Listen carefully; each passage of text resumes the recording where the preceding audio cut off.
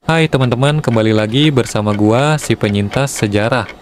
Di channel History Room, kalian akan mengungkap misteri dan sejarah yang akan membuat kalian lebih mengenal tentang sejarah.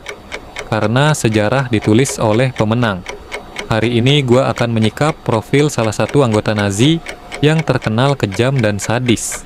Mau tahu kelanjutannya? Yuklah, mari kita saksikan. Nazi adalah partai politik yang pernah berdiri di Jerman. Di negara-negara barat, Nazi dipandang secara buruk karena organisasi ini dianggap sebagai biang kerok meletusnya Perang Dunia Kedua yang menewaskan jutaan orang.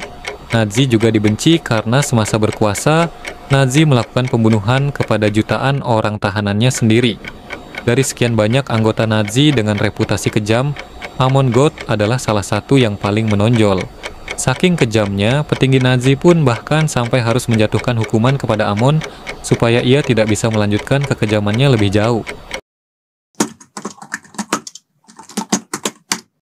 Nazi terkenal sebagai partai politik yang berasal dari Jerman. Namun Amon sendiri ternyata bukanlah orang asli Jerman. Ia aslinya merupakan orang kelahiran Wina, Austria. Kebetulan Austria memang bertetangga dengan Jerman dan penduduknya juga berbahasa Jerman. Amon sendiri bukanlah satu-satunya anggota Nazi yang berasal dari Austria. Adolf Hitler selaku pemimpin Nazi pada masa Perang Dunia Kedua aslinya juga merupakan orang kelahiran Austria. Amon lahir pada tahun 1908 dari keluarga golongan menengah ke atas. Keluarganya mengelola bisnis percetakan yang sukses. Namun di lain pihak bisnis tersebut juga menjadi penyebab kenapa Amon memiliki masa kecil yang kurang menyenangkan. Ayah Amon kerap bepergian karena urusan bisnis, sementara ibunya kerap sibuk mengelola perusahaan percetakan di saat suaminya sedang pergi. Karena kerap ditelantarkan oleh ayah dan ibunya sejak kecil, Amon pun memendam kekesalan kepada kedua orang tuanya. Ia menganggap kedua orang tuanya lebih mencintai harta ketimbang dirinya. Untuk melarikan diri dari suramnya kehidupan di rumah, Amon pun kemudian menumbuhkan kecintaan di bidang olahraga. Kemudian saat Amon sudah lulus dari sekolah menengah, Amon kemudian melanjutkan pendidikan tinggi di bidang pertanian. Saat sedang menempuh pendidikan di kampus, Amon mulai berkenalan dengan ideologi sayap kanan. Ideologi inilah kelak menjadi ideologi atau paham yang diusung oleh Nazi. Karena Amon terlalu tergila-gila saat menyeriui ideologi sayap kanan, studinya sampai terbengkalai dan ia keluar dari kampus sebelum berhasil menuntaskan studinya. Nazi sendiri pada waktu itu sudah melebarkan sayapnya hingga ke Austria. Pada tahun 1925, Amon bahkan sampai bergabung dengan Partai Nazi cabang Austria. Selama menjadi anggota Nazi Austria, Amon giat bepergian kemana-mana untuk mengumpulkan uang dan senjata sambil memperluas jaringannya. Puncaknya adalah ketika pada tahun 1934, Kanselir Austria tewas akibat dibunuh. Pemerintah Austria menuduh kalau Nazi adalah pelaku pembunuhan tersebut. Sebagai akibatnya, banyak anggota Nazi yang ditangkap oleh polisi Austria. Amon adalah salah satu di antaranya. Namun beruntung bagi Amon, ia tidak perlu mendekam terlalu lama di dalam jeruji besi. Sesudah menghirup udara bebas, Amon kemudian pergi ke Jerman. Ia baru kembali ke Austria saat Jerman yang kini sudah dikuasai oleh Nazi berhasil menaklukkan Austria.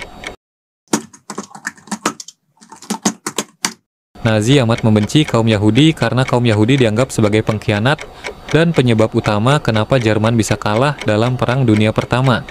Itulah sebabnya ketika Nazi berhasil menjadi penguasa Jerman, Nazi melakukan segala cara untuk menyingkirkan kaum Yahudi dari wilayah kekuasaannya. Pada tahun 1939, Perang Dunia Kedua meletus setelah pasukan Nazi menginvasi Polandia. Seusai invasi tersebut, wilayah Polandia kini berada di bawah kekuasaan Nazi. Pada tahap inilah Amon menunjukkan kepiawaian sekaligus kekejamannya yang melegenda. Pada permulaan tahun 1940, Amon yang tadinya sedang berada di Austria ditunjuk untuk mengawasi tempat tahanan Yahudi di Polandia Selatan. Ia diminta untuk memisahkan kaum Yahudi dari penduduk Jerman lainnya. Sesudah itu, ia bakal mengumpulkan kaum Yahudi setempat dan memberdayakan mereka sebagai pekerja paksa. Di bawah pengawasan Amon, para tahanan Yahudi tersebut melakukan kerja paksa dan berhasil menghasilkan uang dalam jumlah yang amat banyak. Berkat kelihayannya tersebut, tempat tahanan yang dikelolanya berhasil memproduksi uang sebanyak jutaan Reichsmarks yang kemudian ia kirimkan kepada pemerintah pusat Nazi. Tempat tahanan yang dikelola oleh Amon pada waktu itu berada di bawah kendali Albrecht Schmelz. Saat tempat tahanan yang dikelola oleh Amon berhasil menghasilkan uang yang begitu besar, sebagian dari uang tersebut kemudian ada yang dikorupsi oleh Albrecht. Ia lantas memanfaatkan uang tersebut untuk memperkaya dirinya sendiri dan membeli rumah mewah. Namun Amon sendiri nampaknya tidak ambil pusing dengan hal tersebut.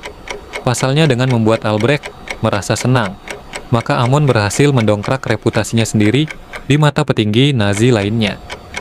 Ia kini memiliki peluang lebih besar untuk naik pangkat dan bertindak lebih bebas dibandingkan sebelumnya. Tahun 1943, Amon ditunjuk untuk mengelola tempat tahanan baru di Plaszow. Selama bertugas di sana, kebengisan Amon hanya semakin menjadi. Ia memperlakukan para tahanan seperti mainannya sendiri. Amon memiliki kebiasaan berjalan-jalan menyusuri kompleks tahanan sambil ditemani oleh anjing-anjing peliharaannya. Selama berkeliling, ia bakal mencari tahanan yang menurutnya sedang bermalas-malasan atau tidak bekerja cukup giat. Saat ia sudah menemukan tahanan yang dimaksud, Amon bakal melepaskan anjingnya untuk menyerang tahanan tadi. Anjing tersebut kemudian akan mengeroyok dan mencabik-cabik tahanan tersebut.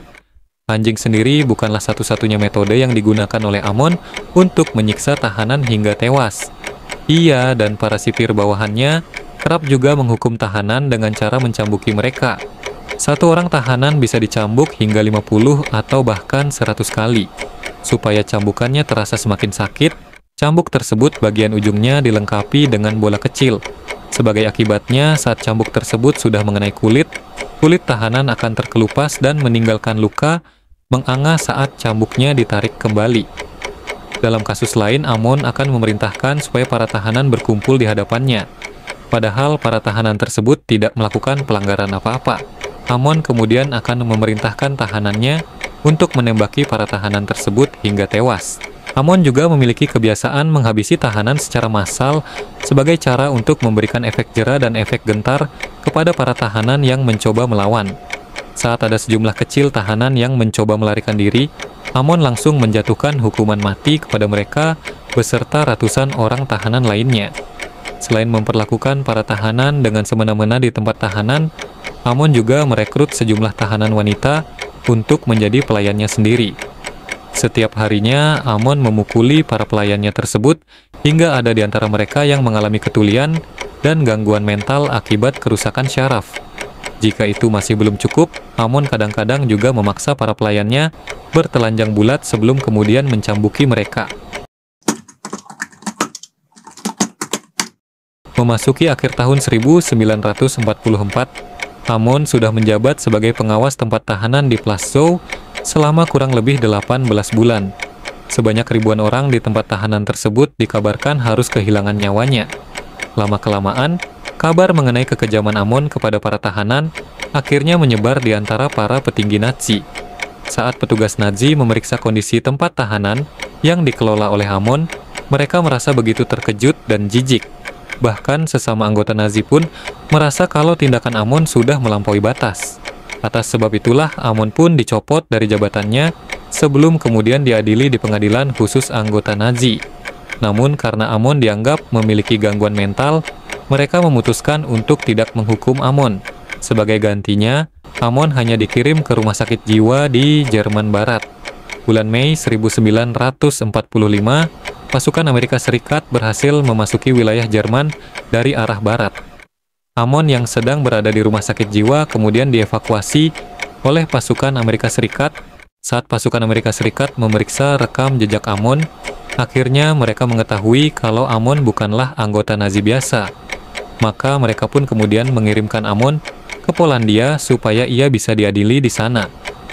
Pemerintah Polandia kemudian menjatuhkan hukuman mati kepada Amon karena ia dianggap bersalah atas tewasnya ribuan orang tahanan di Polandia.